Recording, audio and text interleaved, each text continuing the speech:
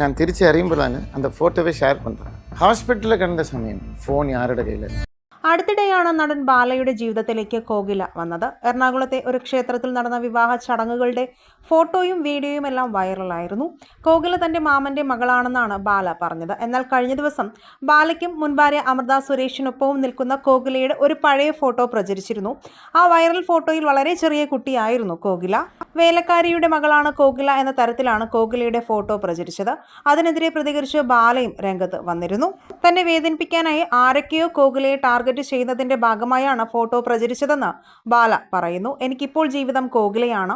ഞാൻ കാരണം, എൻ്റെ കരിയർ കാരണം, മീഡിയ കാരണം അവർക്ക് ഒരു ബുദ്ധിമുട്ടുണ്ടാകരുത്. ലൈഫ് ഇപ്പോൾ ഒരു സ്റ്റേജിലെത്തി. ഇനി അങ്ങോട്ട് നല്ല സിനിമകൾ ചെയ്യാനാണ് തീരുമാനം. അതുകൊണ്ടെല്ലാമാണ് എറണാകുളം വിട്ടു നിൽക്കുന്നത്. എല്ലാ മതത്തിലും വിശ്വസിക്കുന്ന, പ്രാർത്ഥിക്കുന്ന ആളാണ് ഞാൻ. മനുഷ്യനാണ് ദൈവമെന്നാണ് ഞാൻ വിശ്വസിക്കുന്നത്. നല്ലൊരു ഭാര്യയെയാണ് എനിക്ക് കിട്ടിയത്. പിന്നെ ഇന്നത്തെ ജനറേഷനിൽ കോകിലയെ പോലൊരു ഭാര്യയെ കിട്ടിയത് ഭാഗ്യമാണ്. കാരണം കാലം ഒരുപാട് മാറി. ഇന്നത്തെ ജനറേഷൻ അർത്ഥമില്ലാത്ത ജീവിതമാണ് ജീവിക്കുന്നത്. എല്ലാവരും എന്തിനോ വേണ്ടിയുള്ള ഓട്ടത്തിലാണ്. കയ്യിൽ പണമുണ്ടെങ്കിൽ മറ്റുള്ളവർക്ക് നാം അത് കൊടുക്കണം. അതുകൊണ്ടാണ് ഞാൻ ചാരിറ്റി ചെയ്യുമ്പോൾ കോകിലയും അതിൽ ഉൾപ്പെടുത്തുന്നത്.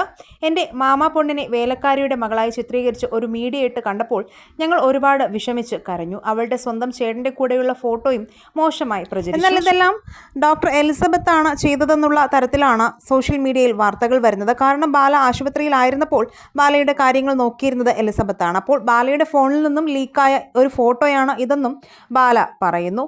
എലിസബത്തിൻ്റെ പേര് പറയാതെ തന്നെ മറ്റുള്ളവർ ആരൊക്കെയാണ് ഇത് ചെയ്തതെന്ന് തനിക്ക് അറിയാമെന്നാണ് ബാല പ്രതികരിച്ചത്.